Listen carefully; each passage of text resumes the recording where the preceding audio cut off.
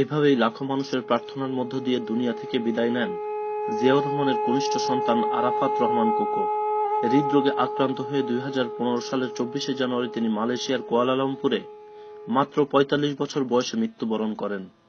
২৭ জানুয়ারি তার মরদেহ ঢাকায় আনার পর বায়তুল মোকাররম মসজিদে তার নামাজে জানাজা অনুষ্ঠিত হয়। পিতা শহীদ জিয়াউর রহমান যেভাবে লাখো মানুষের শ্রদ্ধা ভালোবাসায় সিক্ত হয়ে সমাহিত হয়েছিলেন, জিয়াউর রহমানের কনিষ্ঠ সন্তানকেও দেশের জনগণ সেভাবে ভালোবাসা জানিয়েছেন, দুহাত তুলে তার রুহের মাগফিরাত কামনা করেছেন। এখানে জিয়া পরিবারের ব্যতিক্রম। জিয়া পরিবারের আসন জনতার হৃদয়ে, জিয়া পরিবার জনগণের প্রার্থনায়। জিয়া পরিবার হয়ে উঠেছে দেশের জনগণের কাছে নির্ভরতার প্রতীক, উন্নয়নের প্রতীক, গণতন্ত্রের প্রতীক। এই কারণেই জিয়া পরিবারের ইমেজ ক্ষুণ্ণ করতে দেশের স্বার্থবিরোধীরা সবসময় অপপ্রচার চালায় জিয়া পরিবারের বিরুদ্ধে। একটি বর্ণাঢ্য রাজনৈতিক পরিবারের সন্তান হয়েও রাজনীতি ও প্রচার বিমুখ ছিলেন আরাফাত রহমান কোকো। তারপরও জনগণের ভালোবাসায় ধন্য জিয়া পরিবারের সদস্য হওয়ার কারণেই দেশবিরোধীদের অপপ্রচার ও ষড়যন্ত্র থেকে রেহাই পাননি আরাফাত রহমান কোকো। অপপ্রচার ও ষড়যন্ত্রের শিকার হয়ে মা ও মাতৃভূমি থেকে জীবনের শেষ 7টি বছর নির্বাসিত জীবন কাটাতে হয়েছে ব্যাংকক ও মালয়েশিয়ায়। তারপর মায়ের কাছে মাতৃভূমিতে যখন নিষ্প্রাণ নির্বাক কোকো ফিরে এলেন ঢাকায়, তার নামাজে জানাজায় লাখো মানুষের উপস্থিতি প্রমাণ করে জিয়া পরিবারের বিরুদ্ধে অপপ্রচারে জনগণ বিভ্রান্ত নয়। আরাফাত রহমান কোকোর পিতা ছিলেন বাংলাদেশের প্রথম রাষ্ট্রপতি ও স্বাধীনতার ঘোষক, সেনাপ্রধান ও দেশের সবচেয়ে জনপ্রিয় রাজনীতিবিদ। মা সাবেক প্রধানমন্ত্রী ও বিএনপি চেয়ারপারসন বেগম খালেদা জিয়া। বড় ভাই দেশনায়ক তারেক রহমান। এমনই এক পরিবারের সন্তান হয়েও তার চলাফেরায় দাম্ভিকতা ছিল না, ছিলেন সদালাপী, প্রচার বিমুখ। ব্যক্তি জীবনে ছিলেন খুবই সাদাসিধে। শিক্ষা জীবন শুরু করেছিলেন বিএফ শাহীন স্কুলে। তবে পিতা জিয়াউর রহমানের মৃত্যুর পর এক পর্যায়ে দেশ ও জনগণের স্বার্থে মা খালেদা জিয়া রাজনীতিতে যোগ দেন, হাল ধরেন বিএনপির। রাজনীতিতে ব্যস্ত হয়ে পড়ায় মা খালেদা জিয়া ছোট ছেলের নির্বিঘ্ন লেখাপড়ার জন্য আরাফাত রহমানকে পাঠিয়ে দেন যুক্তরাজ্যে চাচার কাছে। যুক্তরাজ্যে ও লেভেল করে আমেরিকা চলে যান কোকো। এ লেভেল শেষ করেন আমেরিকায়। গ্রাজুয়েশন করেন অস্ট্রেলিয়ার বিখ্যাত মনাশ ইউনিভার্সিটিতে। এরপর অস্ট্রেলিয়ায় উচ্চতর শিক্ষা গ্রহণ করেন সিভিল অ্যাভিয়েশনে। আরাফাত রহমান কোকো ছিলেন রেজিস্টার্ড পাইলট।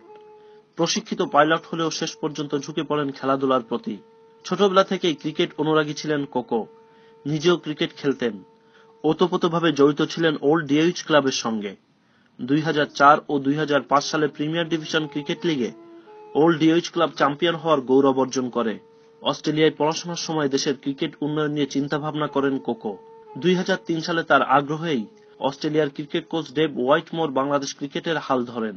ক্রিকেট অস্ট্রেলিয়ার সাথে কোকোর ছিল ব্যক্তিগত সম্পর্ক। এর সুফলও পায় বাংলাদেশ।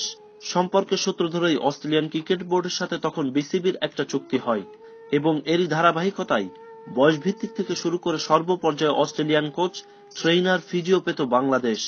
বর্তমানে বাংলাদেশের ক্রিকেটে যে গৌরবজনক অগ্রযাত্রা, এর গোড়াপত্তনে কোকোর অবদান অনস্বীকার্য। 2002 সালে বাংলাদেশ ক্রিকেট বোর্ডের উপদেষ্টা পরিষদের সদস্য হিসেবে 3 বছর দায়িত্ব পালন করেন কোকো। এ সময় তিনি বিসিবির গেম ডেভেলপমেন্ট কমিটির প্রধানের দায়িত্বও পালন করেন। তিনি আমূল বদলে দেন বয়সভিত্তিক ক্রিকেটকে। টেস্ট স্ট্যাটাস লাভের পরও একসময় বর্ষা মৌসুমে ক্রিকেটারদের হাত গুটিয়ে বসে থাকতে হতো। কোকোর উদ্যোগে ক্রিকেটের সেই সমস্যা দূর হয়।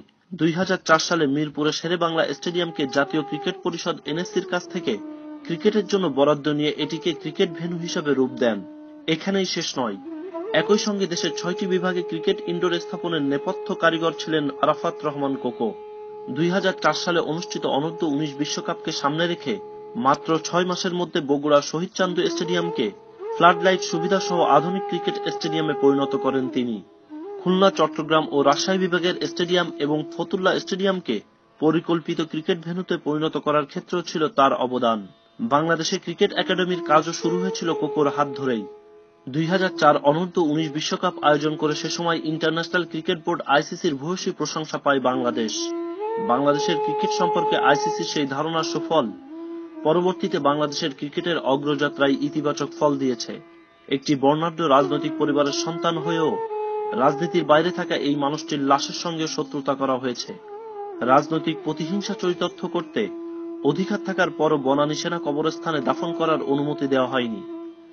বাংলাদেশের প্রথম রাষ্ট্রপতি ও স্বাধীনতার ঘোষক সেনাপ্রধান জিয়াউর রহমানের ছোট ছেলে আরাফাত রহমান কোকোর লাশ শেষ পর্যন্ত আল্লাহর কাছে লাখো মানুষের প্রার্থনার মধ্য দিয়ে 2015 সালের 27 জানুয়ারি বনানী কবরস্থানে তাকে দাফন করা হয়। 2016 সালের 24 জানুয়ারি তার প্রথম মৃত্যুবার্ষিকীতে বিএনপি এবং আরাফাত রহমান কোকো স্মৃতি সংসদ দেশে বিদেশে দোয়া মাহফিল ও আলোচনা সভা করেছে। লন্ডনে যুক্তরাজ্য বিএনপি আয়োজিত মিলাদ মাহফিলে অংশ নেন আরাফাত রহমান কোকোর বড় ভাই BNP senior vice chairman Tarique Rahman. দুহাত তুলে প্রিয় ছোট ভাইয়ের জন্য আল্লাহর দরবারে দোয়া করেন।